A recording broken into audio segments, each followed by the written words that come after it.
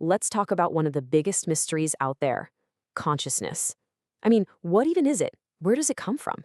And now, in this age of unbelievable technology, we have a new and honestly a kind of unsettling question to add to the list.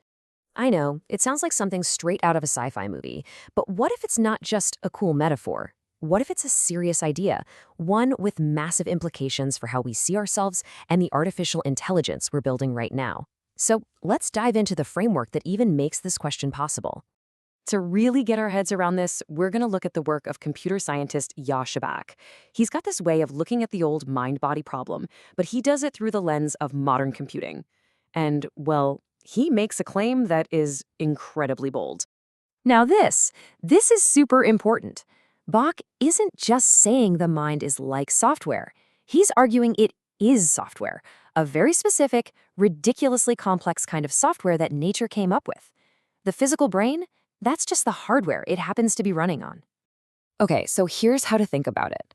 You've got the physical stuff, your brain cells, the neurons, all that wetware. That's the substrate. That's the hardware.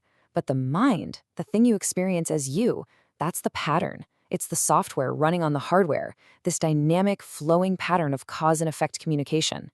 And here's the kicker. If the real you is the pattern and not the physical parts, then in theory, that pattern could run on totally different hardware. Right, so if we accept that mind is software, it throws us right into one of the oldest, toughest questions in all of philosophy and science. What exactly is the software we call consciousness? And look, this is way harder than just coming up with a good dictionary definition. There's a reason scientists and philosophers call this the hard problem. We all know what it's like to be conscious, but actually pinning down what it is, whew, that has turned out to be almost impossible. Just think about how complicated this gets. Philosopher Eric Schwitzgebel points out a few of the things we might think are essential. Like, is it subjectivity? That feeling that you are you? That for-me-ness of everything? Or maybe it's unity, the fact that everything seems to happen in one single unified experience. The truth is, there's no easy answer, and no one really agrees on what's absolutely required. And that, right there, brings us to the billion-dollar question of our time, doesn't it? If we can't even agree on what consciousness is in ourselves, how on earth could we ever know if we'd found it in a machine? This is where the whole debate just gets fascinating. All right, so let's put on our skeptic's hat for a minute. There's a really powerful argument that says even if an AI looks, talks, and acts perfectly human, it might just be an incredibly sophisticated fake, a mimic, just faking a consciousness it doesn't actually have.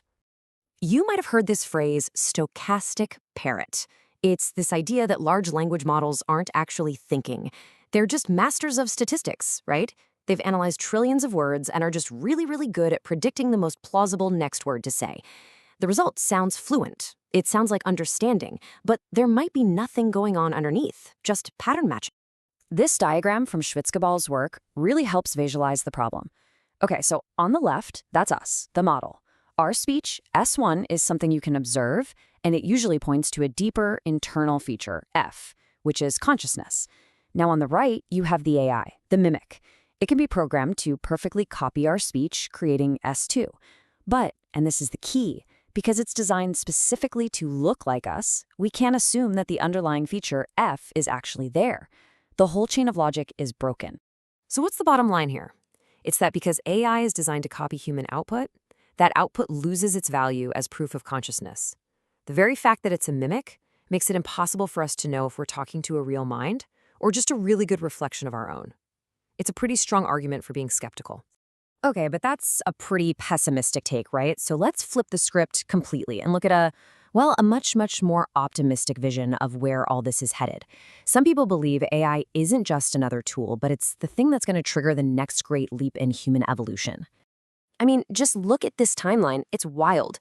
Scholar William Halal maps out this life cycle of evolution, and you can see how every major stage of civilization gets exponentially shorter. We go from millions of years for farming societies down to just a few decades for the knowledge age. You see the pattern, right? He argues the logical next step isn't just more information, it's a new era defined by consciousness itself. So the idea here is that AI takes over all the boring stuff, the grunt work of knowledge. And that frees us up to ask a much bigger question. What's next? What comes after just knowing stuff? The answer, according to Halal, could be a global mental or spiritual revolution. A massive, collective shift in focus from what we know to how we experience, leading to a new kind of planetary consciousness. But okay, before we all ascend to a higher plane of consciousness, let's pull back to reality for a second. Because right now, our relationship with technology feels, well, a lot darker. It looks less like an evolution of consciousness and more like its capture. This quote from an online forum, wow, it just nails it, doesn't it? We are living in what's called the attention economy, and the product being bought and sold is our focus. It's our consciousness. And this is the price we're paying. Think about it. Our attention is literally the product being sold. The platforms we use every single day aren't built for our well-being. They are engineered very carefully to keep us hooked for as long as possible so they can sell more ads. The endless scroll, the constant notifications, the content the algorithm feeds you, it's all designed to make us consume impulsively.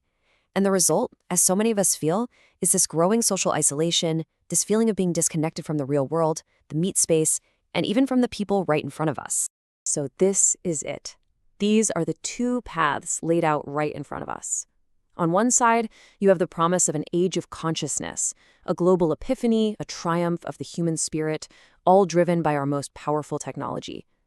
And on the other side is the reality of the attention economy, where that exact same technology is used to chop up our focus and sell it, leaving us distracted and alone.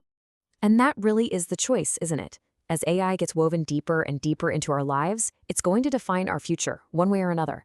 So the question we have to ask ourselves is, are we going to use this incredible tool to elevate our own awareness, to start that new era? Or is our attention, our focus, our very consciousness about to become the ultimate commodity in a machine we can't even control anymore?